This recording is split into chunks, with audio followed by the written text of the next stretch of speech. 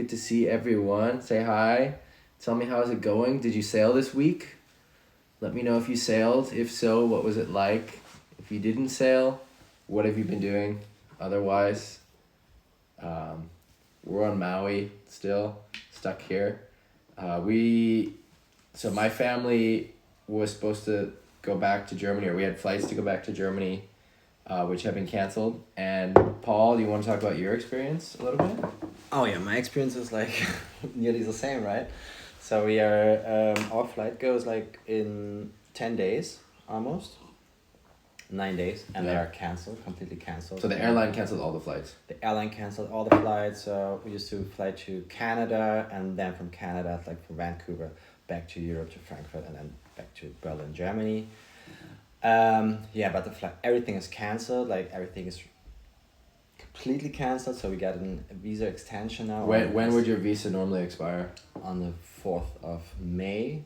So like, that's like in 10 days. That's like yeah. That you were flying on the day, the last day possible. Right. Now the flights are canceled. You can't leave. Right.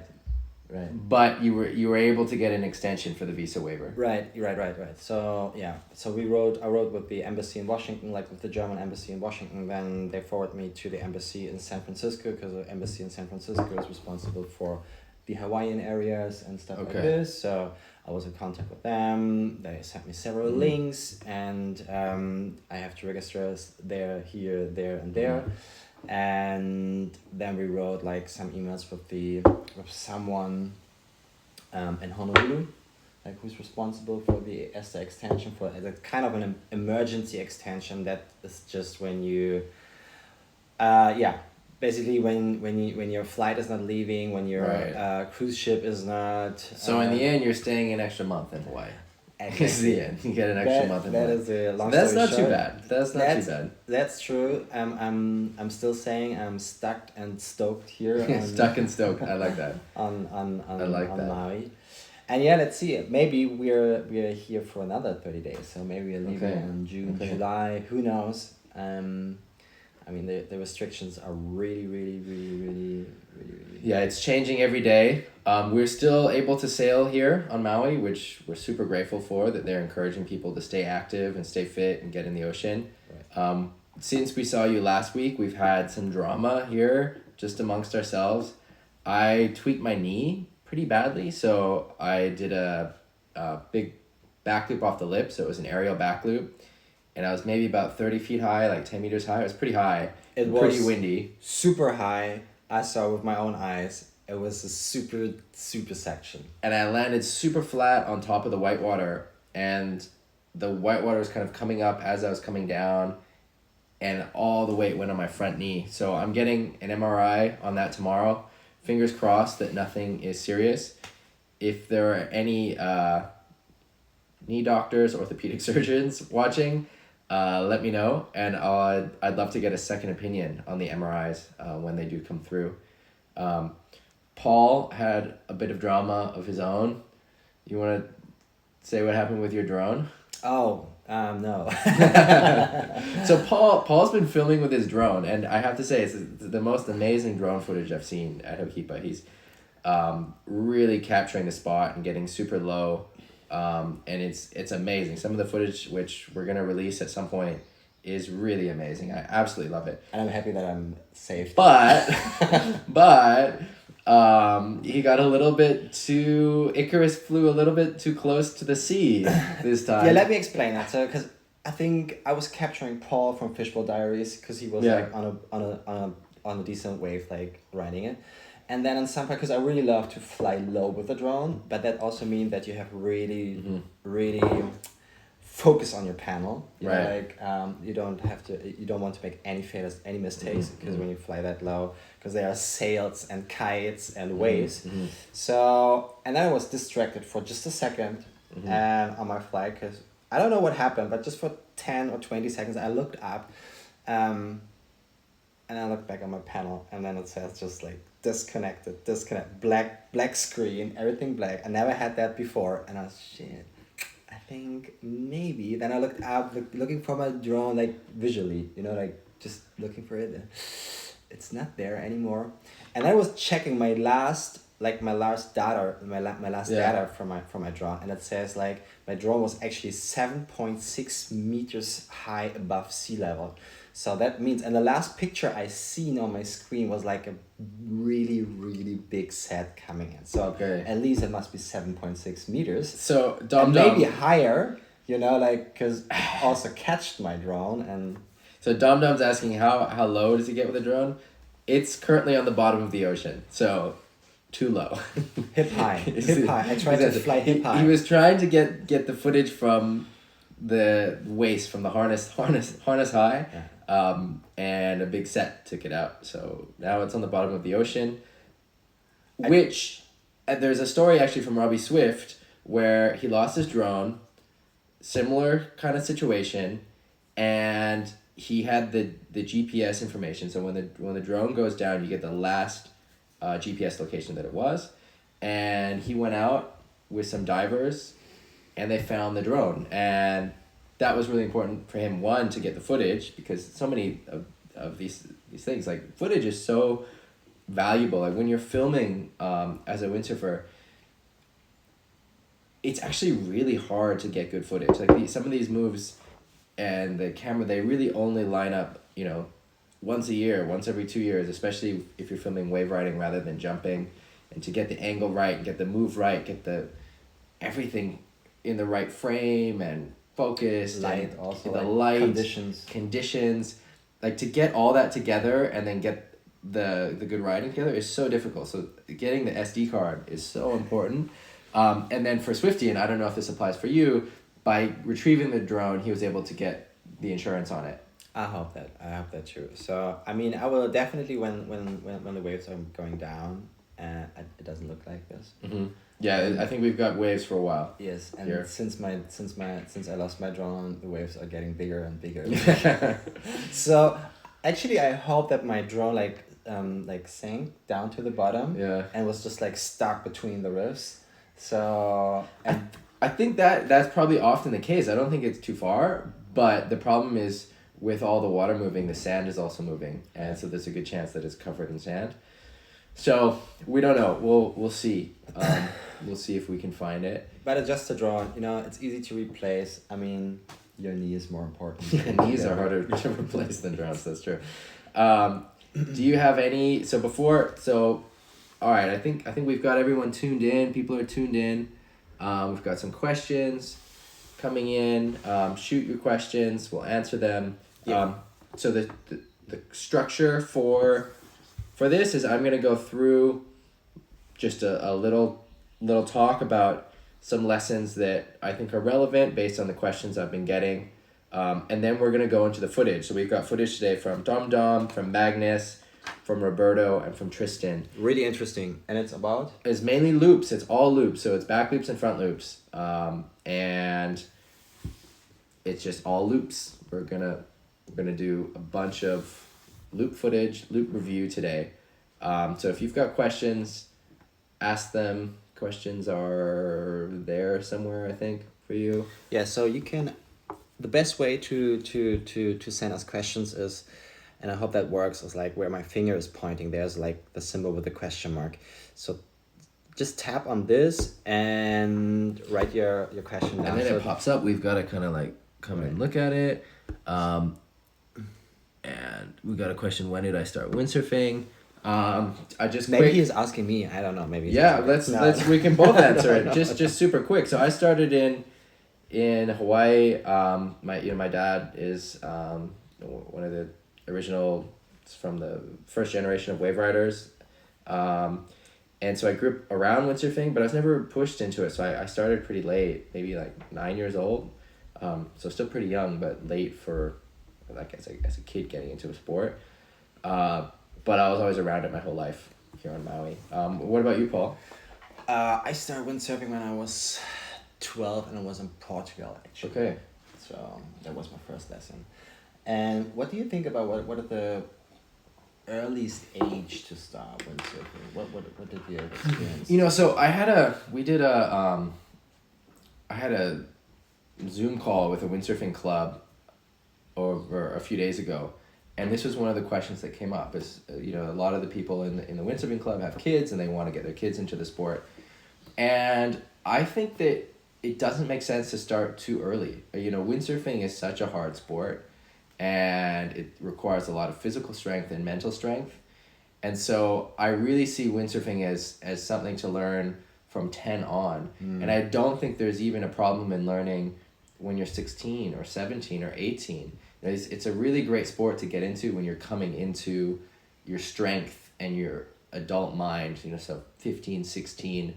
I see so many people that really love windsurfing, and they started when they were in college, moving out of the house, starting something new. Because windsurfing, it takes so much effort. It's so difficult, which is something I really love about it. Learning is such a kind of a formative experience, and we've all gone through that. So we all share that journey of becoming windsurfers.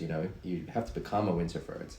It's not so easy. Yeah, and for me, I see a lot of people that are starting way later, with 18 or with 20 or even with 35 or even with 40, and they're so good after 3, 4, 5 years. Yeah, that's amazing.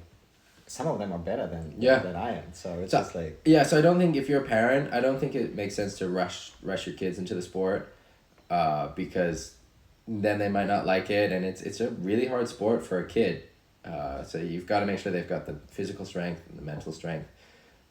It's good maybe to do some tandem windsurfing, just to get out together on the board. And coaching. I think coaching is really, really important. I see the best guys have coaches. Yeah, coaching helps. Yeah. So Paul's been really seriously working on his ability. He told me it's something that he's been really focused on, is trying to get better. He felt like he had a lot of growth in his windsurfing ability when he was younger, and he was spending a lot of time in Fuerte and going to the Canary Islands every year, and then he kind of plateaued. Right. You kind of explained it you learned a lot of these things, the loops, all of the stuff, and he's a great competent sailor, but then stopped pushing yourself, stopped trying new things, and now in the last year or 2 years you have a hunger again to start pushing yourself. So what does your week look like in terms of learning? What was the high and what was the low? Especially this week? This week, yeah, the last week. So what I did this week was I was watching a lot. Okay. Like the other guys, because he told me it's also good to watch the other guys, and I did that, and that is really I think I spent almost 3 days just watching. I think there were one perfect day also for me sailing out there, but I prefer to just watch and see how other riders obviously there's Ricardo or Victor out, so guys who can sail and you can learn from watching, but also other guys where you can see actually, maybe you should hit it earlier or go to the bottom turn, so you adapt the things you said to me actually. So to put it more in perspective. So that was the high? The learning? Yeah. Watching and learning, that was the high? No, the high was yesterday actually. Okay, what was the high? Because 2 days ago I went out and I had a pretty shitty session. I went out for an hour, the waves were so big, so messy, so bumpy, everything was so bumpy. Ricardo was saying, because I was on a super huge wave riding it down, and I said, okay, I'm just exit the wave because it was too bumpy, and Ricardo was doing oh man, and I said, hey, I'm so sorry when it was too bumpy, and later he was writing me on Instagram, say, yeah, it was super hard on this day. So I went out after half an hour because it was too big. So that's your low. That was my low, and on the next day the waves were almost mast high, but it was perfect. And I just went out for 30 minutes because I had to watch my kid, the son, and just had a tiny window to go sailing. And I thought, okay, three waves. That was my target. That was my goal. Just go out, 3 good waves, and I did that. 3 waves, nice cutbacks, and I'm still working on my aerial, and I made a huge aerial. I landed still behind the wave. Yeah, but nice. I said, okay, I'm building that confidence now to hit also a proper wave under the lip to push me back into it. And I had a second one where I tweaked my board like with a tabletop, and I was like super tweaked tabletop. And then like airtime, and then I just dropped behind the wave and then sailed out with the next wave. So that was actually my high, and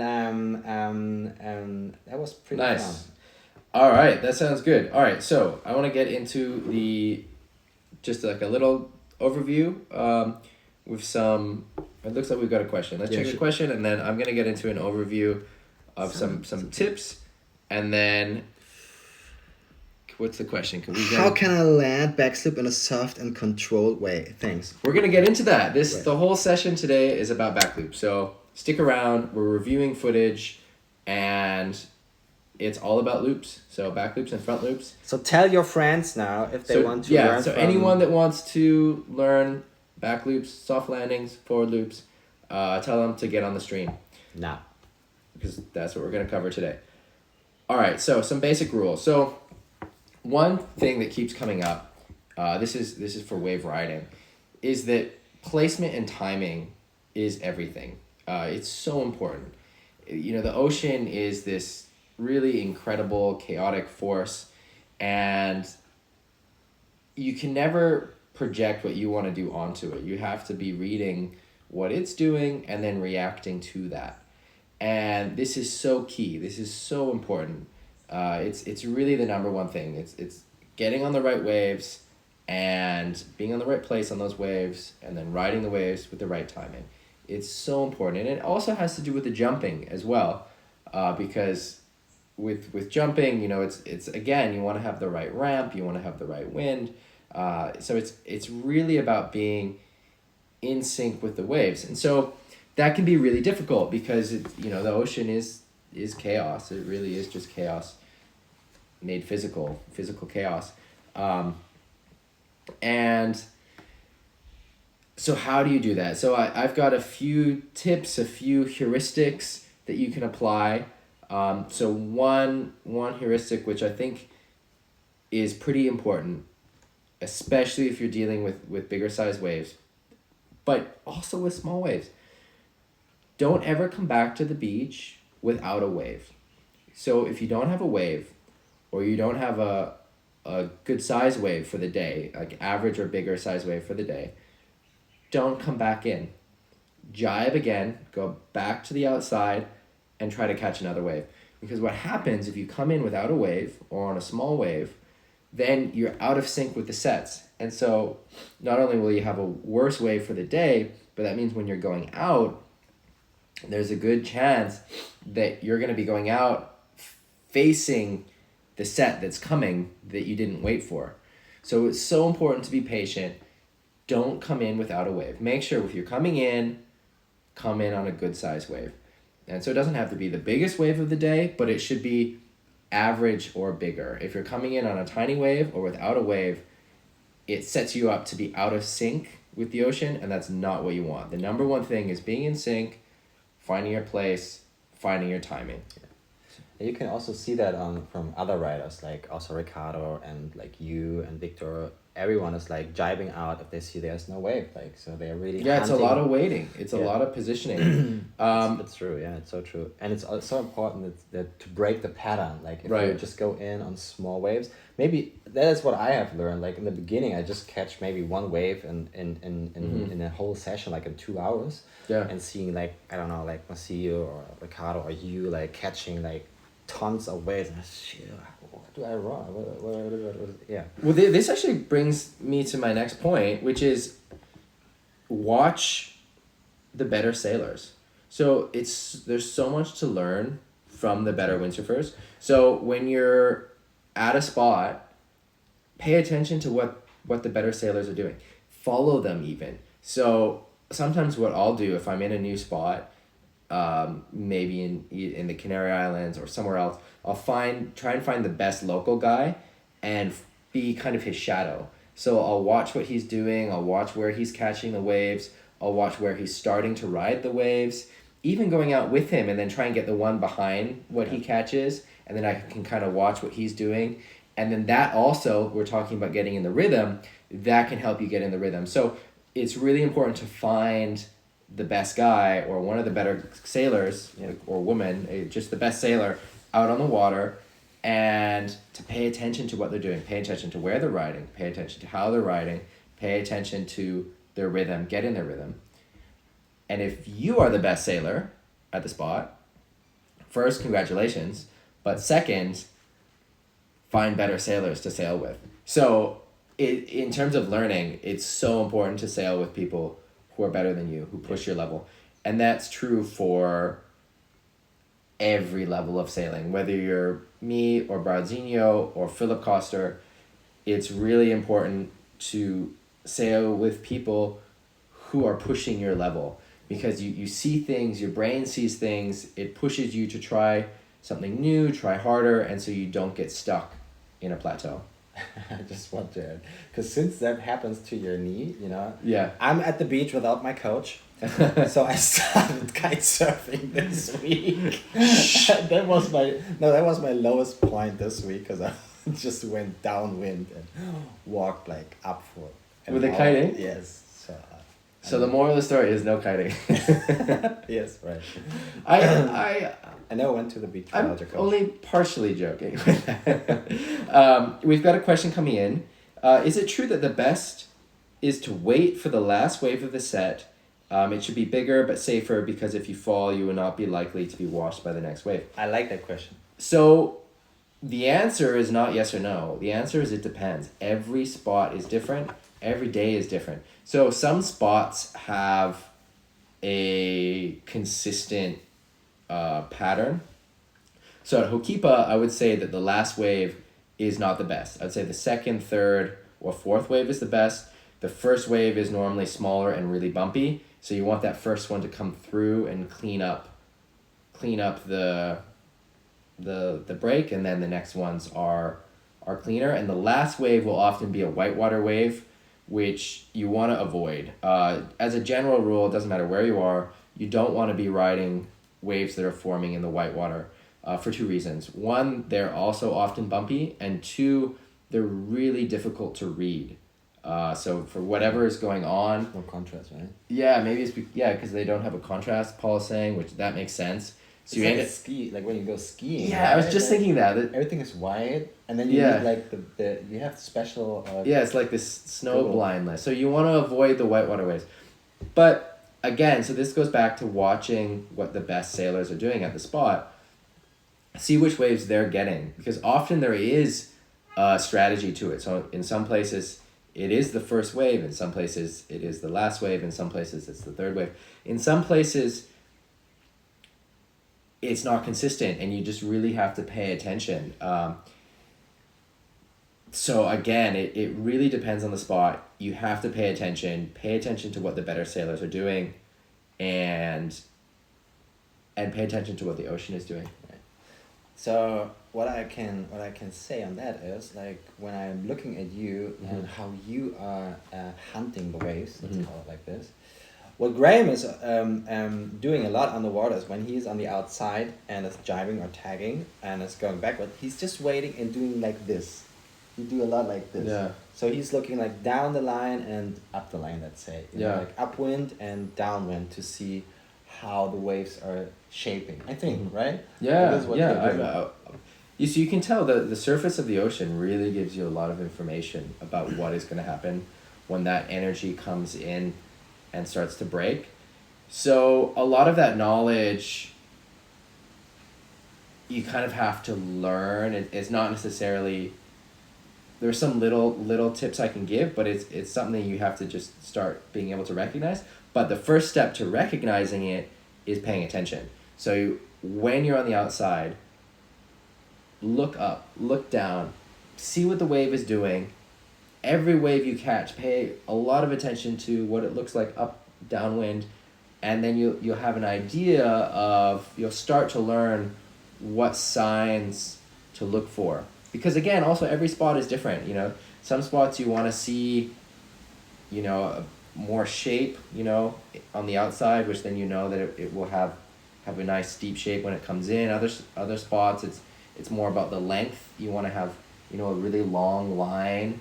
Other spots, like in Tenerife, I found like the best waves in Cabezo, they kind of come in like this. I don't know if you can see it, but like if this is the beach down here, it's like the waves coming in like this almost. And so like it's the waves like this or like this are not as good, but some of them kind of come in like this, and you get, those are the best waves I've found there, where you get this like really nice bowl and it kind of connects. And so again, it's just really paying attention to what. Maybe I have a sailor from Cabezo here on the live stream. Yeah, so maybe pay attention. If you guys have any tips from your home spot, wherever it is, you know, if you have whatever lessons you've learned, write that in. It's super interesting. So say where you are and what lessons you've learned about what kind of waves to catch. What's the best wave to catch? Right? Yeah. All right, one more tip before we start getting into the video footage. Be like a lizard. So this is a piece of writing advice from Ray Bradbury. Be like a lizard. But I think it really applies to windsurfing as well. And so the idea is you want to be slow, slow, slow, and then really fast. And so you're waiting, you're watching, you're paying attention, and you're not hectic. You're really just slow, slow, slow. And then once everything sets up in the moment, action, and you're moving, you're active, it's really intense, and then you go back to being slow. So you don't want to be trying to do too much. You know, you're not trying to catch too many waves, you're not trying to catch the wrong waves, you're trying to catch the right waves. You're patient, you're waiting, you're making sure you're in the right spot. All of that setup work. And then once that setup is done, which is kind of the slow observational part, then you get into action and you're moving fast. Does that make sense? That makes sense. sense. Does that sound strange? No. Does it sound strange for you? Yeah, does that make sense? All right, so are we ready to go into the videos? I think the people are waiting. I think they want to stop talking. That they want that we stop talking. Okay, so let's go through the video. So we're gonna have to move the camera again. We have 4. Okay, I'm the camera guy. So let's see. Maybe we can keep it with the front view, and come in, or maybe not. We can also just switch. Yeah, let's switch, right? Yeah, so we're gonna switch views. I can hold it. If you Okay. Sure, hold on. We just got a question. In Indo, often at low tide, I prefer catching the end of the series. At high tide, prefer the first ones. Super interesting. I love these insights into different spots around the world. I want to hear more. Keep sending them in. And then here. Let's screenshot this. Yeah. Where we go to Indo. Oh. All right. So first we're doing a stalled forward from Magnus. So we looked at one of his jumps from the live stream last time, and we are this is the last one that he sent in. So here it's a photo sequence. And again, I just want to reiterate, send me your footage. This is the best way to learn, is to get footage of yourself. And so Say it again. So again, the best way to learn is to get footage of yourself. So film yourself, find someone to take photos, even if it's just with an iPhone, get a fly mount. Maybe I'll reach out to Fly Mount and we can try and see if we can get a deal for you guys on fly mounts. They make a good mass mount, boom mount, and film yourself. And first of all, when you watch the footage, that's the most important thing. And then if someone else reviews it, like me or someone else, that's just an extra layer of value. And so it's super important. All right, let's get back to the jumps. Okay, so here we're setting up for a stalled forward. Goes up into the air, stalls it, rotates, comes down, does the rotation, but just under rotates a little bit. So what I want to see different here is a set of kind of 3 things. So one is I want to see a harder sheet in. So when he starts the rotation, which is between these two frames, I want to see the backhand come all the way to the body and the head to turn all the way back. So it's a really hard sheet in when you're coming into the rotation, especially for a forward like this. And so I want to see the backhand come all the way into the body, the head turn around all the way, looking over the shoulder. And then the third thing is, or I guess this is the second thing, is to bring the weight a little bit more, to bring the back foot up a bit more, to bring the body a bit more level. So by bringing, like focusing on scooping up the back foot, the body will come up a little bit more, and that will also help starting the rotation. And then those two things are the most important. So the sheeting in the head is the most important, then bringing, like really focusing on bringing that back foot up, which he is doing, but he can do it more so. So like you can see that it's great in the beginning, and then it starts to get relaxed on his legs. You want to stay tight with your legs. So here the legs are kind of straight. He wants to be more sheeted in and have tighter legs, so he's pulling up with his legs. And then the third thing is to focus on tilting the sail a little bit more. So he's also doing a good job of starting that tilt, but so you can bring the sail just a little bit more over this way, which again just kind of helps a bit with that stalled feeling, and it helps get the rotation more horizontal, and it gets you a bit more lift, so you can do a better rotation with less height. So those are the basics there. Let me know if you've got any questions, Magnus, if that's clear or not, and we'll keep going. Do you have anything to add, Paul? No, I'm totally agree with that, what you said. All right. We have just 2 questions. Should we check it? Or Yeah, let's check the questions. I'm going to get Dom's footage set up. Here we go. I wish I had a solo Scott. I didn't know what that meant. Oh, solo shot. It's those cameras that film yourself. Yeah, they're solo shots. Cameras can film yourself. That's pretty cool. Yeah. Me too. What's your experience with the Baltic Sea, or in general spots where you don't have consistent waves? I think the rules of waves still apply to somewhere like the Baltic Sea. It's different, with short period wind swell is very different than long period swell, for sure. But the same rules apply, so you still have to be paying attention. There's still sets. Try and get in the rhythm. Try and find the spots where you have the steepest waves, because those spots will often come from what the bottom shape is like. So if there's a shallow spot, somewhere in the water or a little sandbank, that's where you're going to get the steep part of the wave that you can turn on or jump on. So it is more difficult with short period wind swell, but you still need to be doing the same thing. You need to be paying attention to what the ocean's doing and trying to be in sync with it. All right, let's get to these forwards from Dom. So sets up.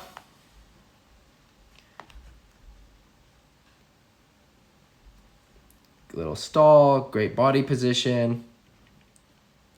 Comes over. I like that angle. Yeah, this is a great angle to learn from. Wow, what is it like? There must be a step, right, on the top? I don't know. From the harness.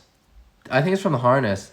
Dom, what kind of harness mount do you have? Let us drone. Let us know in the chat, so other people can get this view, because this is a great view. So there's one forward. Here's another one. So there's a lot that I really like in these. So like, for example, if we look at the body position here, this is great. So tucked up tight. See how see here how tight the knees are to the body. That's exactly what you want. And look at the head. The head is turned. He sheeted in hard. The backhand is really sheeting in. All of that is great. So we're coming through, and he lands a bit hard, but lands it good. And so then we've got, again, the same kind of forward. Here we can just play this one. So again, there's a lot that's going on here that I really, really like. We've got good head movement. We've got good foot movement. Here's another one. So look at this. Great forward, right? Okay, so how do we improve it? So I think the number one thing to do, and this is kind of an easy tip to take advantage of, and I think that Dom you'll notice a big improvement just from this one thing, is instead of having your hand here, have your hand here. And what the wider grip will do is it will make the rotation more horizontal, and that'll make it easier to control and easier to land. Yeah. So the more horizontal you're going, the easier it is to spot the landing, and also the easier it is to land downwind. So there's a bigger range that you can land. Like if you're going vertical, there's kind of a narrow range of where you can land, right? Because imagine if you're going end over end, there's kind of one point that lands nice. And if you go too far, then you land super flat. But if you're going horizontal, then there's a whole range of areas that you can land. So if you land too far downwind, that's fine. You're still landing. You can still land nice on the tail, or you can land going farther out, however it works. So you really want to get that little extra bit of horizontal on the landing. So again, so here looking at it, so you want to go wider grip, and then on this one you can also look farther back. So use your head even more. So you are doing a good job looking with the head, but here I've got a video from myself doing one. So watch what I'm doing here. So I reach my hands back. So I've got the hands really far back, pushing the front arm forward, getting the rig set up, and then look, this is the moment of rotation. I'm looking over the shoulder. My hand is as far back as it will go on the boom. It's at the clips. Front arm is straight, bringing the sail very close to my body, pulling in, looking over the shoulder. See how much I'm sheeting in? So you really want to get that wide grip and the strong sheet in. The harder you sheet in the beginning, as long as you have a horizontal rotation, the easier you'll land, because the sail goes more neutral the faster you're rotating. So if you have a slow rotation where you're like only half sheeted in, those are the most powered, difficult landings. So you want to like really sheet in, oversheet the sail, look back. See, you can see here really like my hands are on the end of the boom. Like, I don't know if you can see that, but it's like I'm on the clips as far back as it'll go. So this like really, really far back. And then see how horizontal the rotation is here? So it's really like almost a 360. So then coming around, and then I'm able to see my landing here, and like look at this. So here I'm not done with the rotation, but my board is already flat, and it's only rotating on that same flat plane, right? So even if I over rotate or under rotate, any landing anywhere in this range is fine. So then I come down there, I bring the hands together to stop the rotation. So you can start kind of feeling like there's a point here where then the sail just naturally wants to open up, and then you just bring the hands together, and you can look at your landing. So Dom. And that's maybe just answering his question, like he was saying, like the main point is feel blind at landing. And it's a K4 harness mount. K4 harness mount. All right, great. So check out the K4 harness mounts. This is a great angle for learning. So just to go over that one more time, wider grip. You want to be gripping here on the boom. Really, as far back as you can.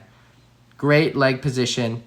Look harder with the head and longer with the head. So this is good, this is good, this is good, but you want to keep looking so the head is still looking over the shoulder here.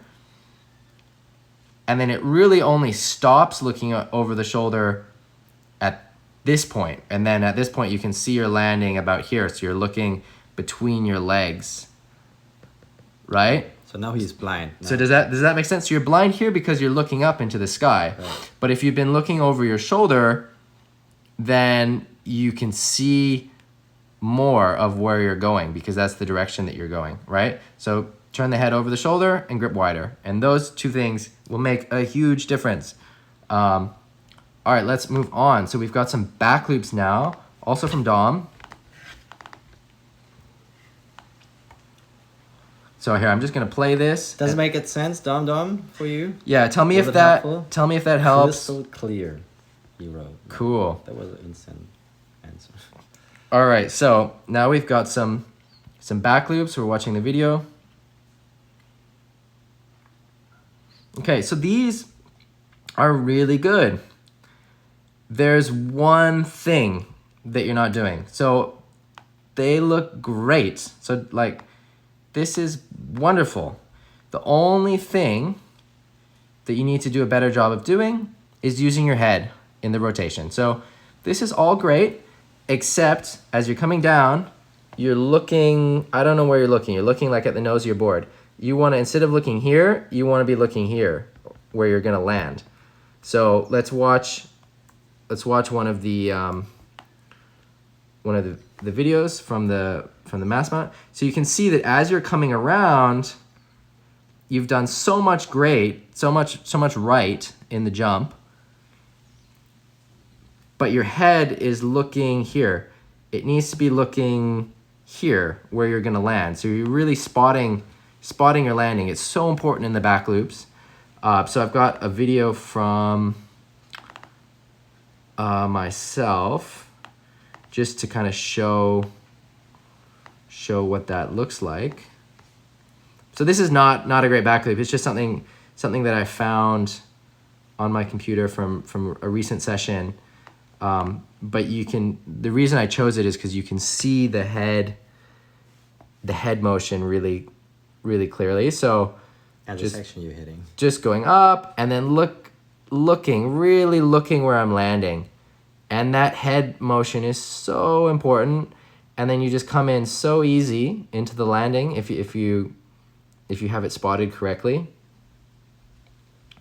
This is in slow motion. So let's just look at that. So here I'm just focusing on going up. And then once I start coming around, then see, look how I'm looking with my head. Look at how far my head is turned. And then we compare that to this jump, which is kind of the same part of the rotation. So like, just look at the difference. So you want your head really turned around to see where you're landing. So you're looking over your shoulder. That is great. And really turning your head around. So you're doing so much correct. You're coming up right, you're hitting the right wave. You go up and then you turn around. You just need to use your head. Paul has recently been landing back loops more and more consistently. He's landed back loops for a long time, but he's been working on getting them consistently. Right. Do you have any tips that have helped you with getting that head motion correct? You want to turn around? Getting the head motion correct is just like have someone who reminds you all the time to get the head motions correct, because and don't be like, I think like sometimes you're like, you have like that not that confidence and you have like that feeling of fear when you go up and then turn around and like pointing your landing, because sometimes you're over rotating, sometimes you're under rotating, and I think over rotating is much more painful than under rotating. Like when you under rotate, you land on your back. When you over rotate, you're like bam, you hit the water with really hard.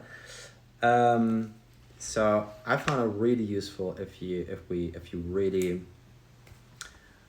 like also like split it in two motions, like going upwind, like going up, and then like as you always say, like, and then turn around and looking as much as possible over your shoulder, and really looking down where you want to land, and that actually helps a lot. It builds so much more confidence. Like it's so much easier then, you know, like, I mean, it's still a long way to get it consistently, but that helps a lot. Yeah, I think there's really three distinct parts of the back loop. You go straight up, you turn into the wind, and then you come down.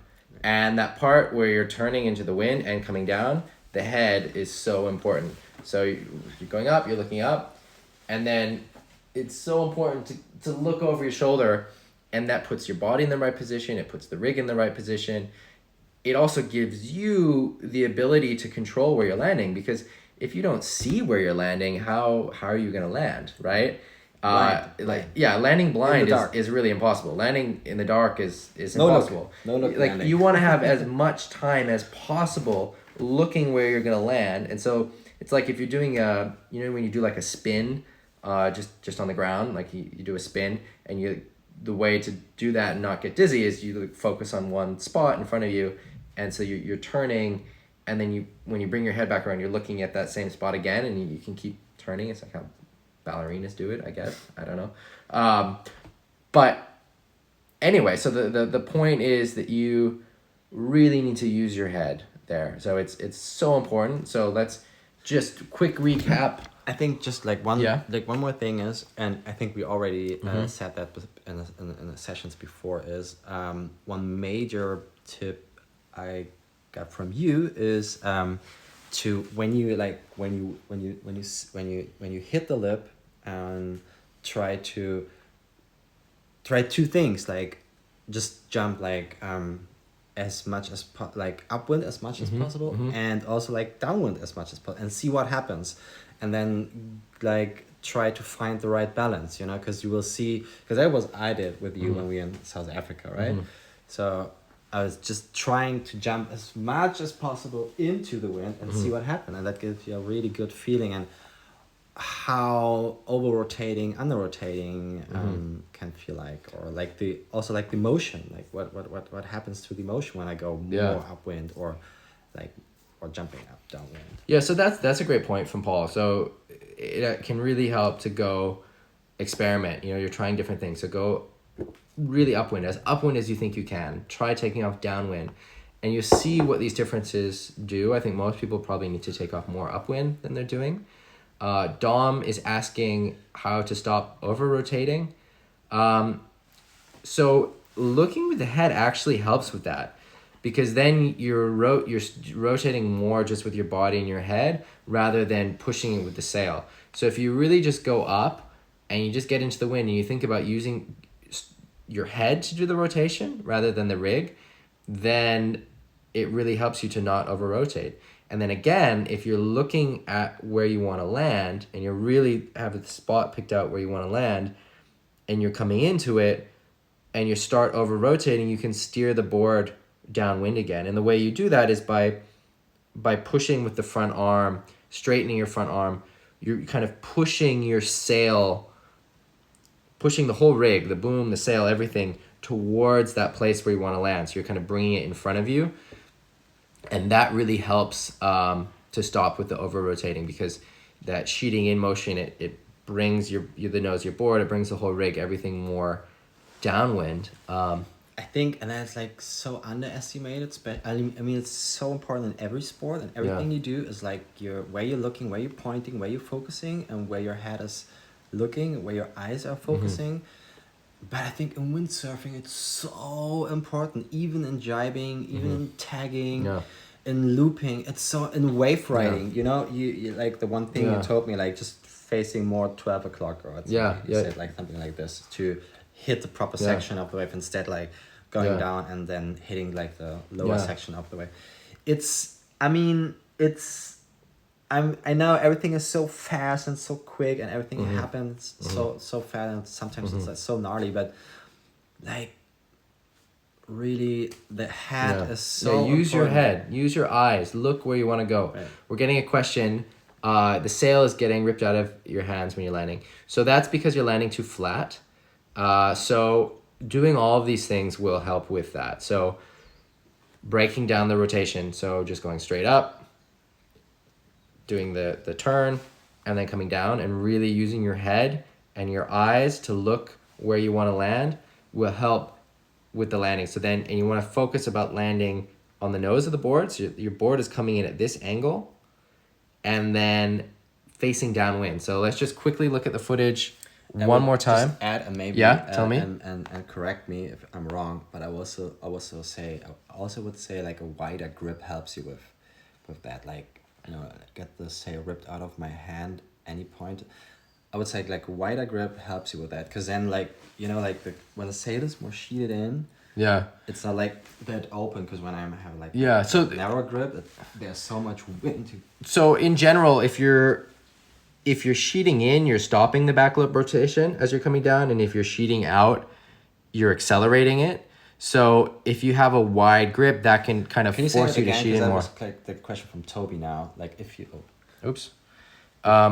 open the sail on landing, does it accelerate? Yes. So if you open the sail when you're landing, it accelerates. So if you're sheeting in more, it's stopping the rotation as you're coming down, and if you sheet out, it's helping you to rotate. And there are some like subtle differences where you can kind of sheet in to also help bring you around, but in general, that's what's happening. So you want to be sheeting. If you're having trouble with over rotating, once you get the pivot and you're coming down, then you want to be sheeting in and pushing the rig forward. So it's not about sheeting in up at the top while you're still going, because that will then give you a fast, like flippy rotation. So you get the nice up, the nice turn, and it's when you're coming down that you're sheeting in.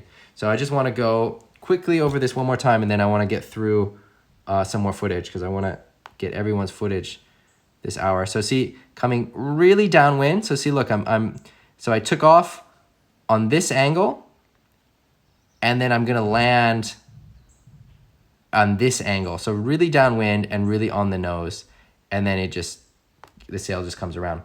All right, so I want to get to Tristan's footage. So here Tristan sent us these back loops.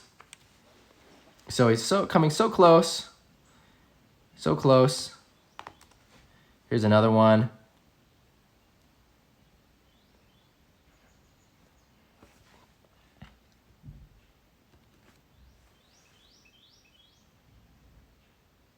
So he's coming really close. The tip is to do the same thing that we've been talking about, is to really break the rotation into these three separate parts. So the biggest issue I see is that his rotation is kind of one rotation. So you can see from the time he's taking off to the landing, it's one kind of turn. So what I want to see is Tristan spending a little bit more time going straight up, and then really having a distinct change where he's going up, and then a time when he's coming over. But otherwise, he's doing a great job with the head. This is great. Head is great.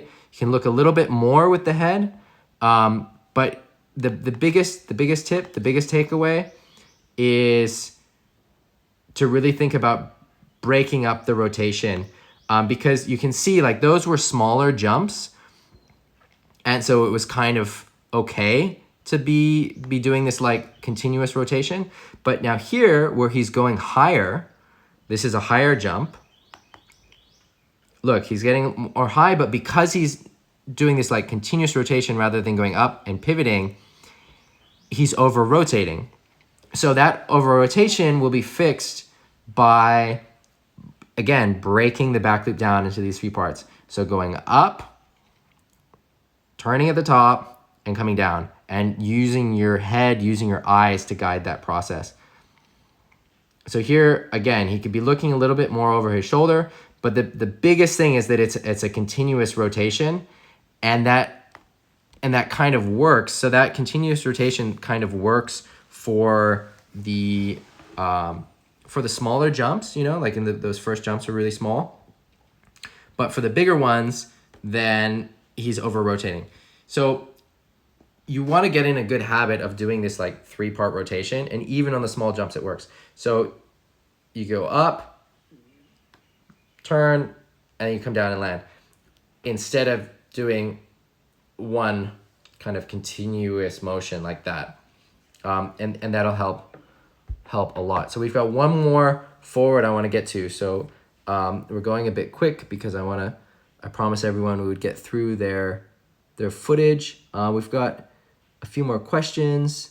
Let's get first to the front. All right, let's do the front loop and then we'll look at the questions. Right. So here, maybe you can check the questions while I'm going through the front loop.